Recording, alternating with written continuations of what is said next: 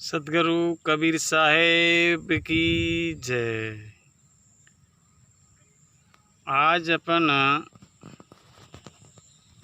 इस वीडियो में बात करेंगे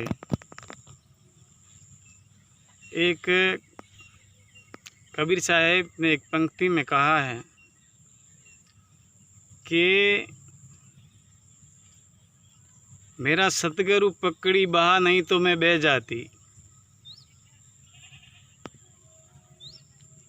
बह जाने का बात बताया, इसमें बात बताई है। मेरे सतगुरु ने पकड़ी बहा मतलब बहते बहते मेरे को पकड़ लिया मेरे गुरु महाराज ने, और बहते हुए को इस नदी में से बाहर निकाल दिया, भवसागर में से। कबीर साहब कहते हैं कि मेरी सतगुरु पकड़ी बहा नहीं तो मैं बह जाती। सतगुरु एक ऐसे अवतारी हैं जो इस भवसागर से अपन को इसमें बहने से बचा देते हैं। नदी किससे बताया है,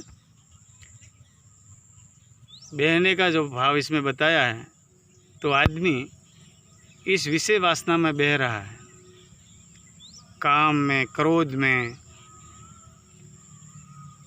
अहंकार में, लालच में, लोभ में, मोह में, इस विषय में बह रहा है आदमी। जब तक सतगुरु के शरणों में नहीं जाएगा तो उसको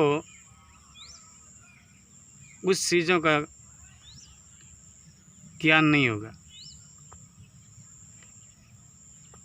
तो आदमी बह रहा है, मेरी सतगुरु पकड़ी बा नहीं तो मैं बह जाती।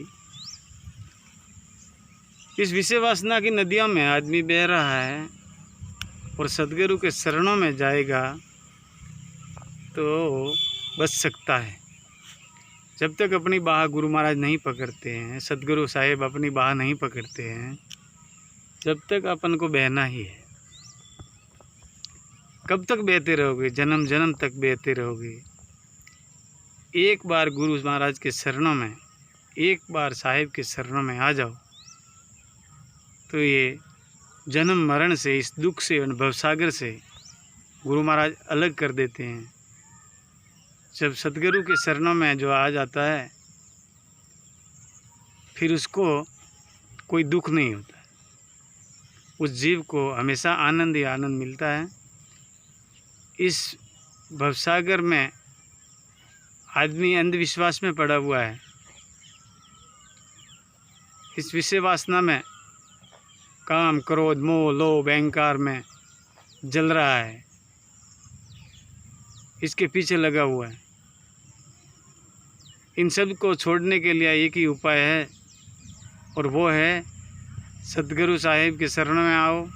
और सतगुरु के पास में ऐसा ज्ञान है, उस ज्ञान से, उस सिमरन से आपका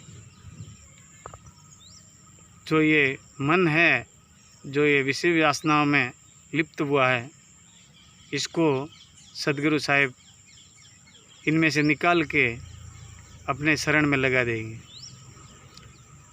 तो गुरु महाराज का देश बहुत निराला है, वह हमेशा आनंद बरसता है। सतगुरु साहिब के शरणों में आता है तो वो जीव हमेशा आनंद में ही रहता है, जन्मों जन्मों तक वो आनंद में जीता है।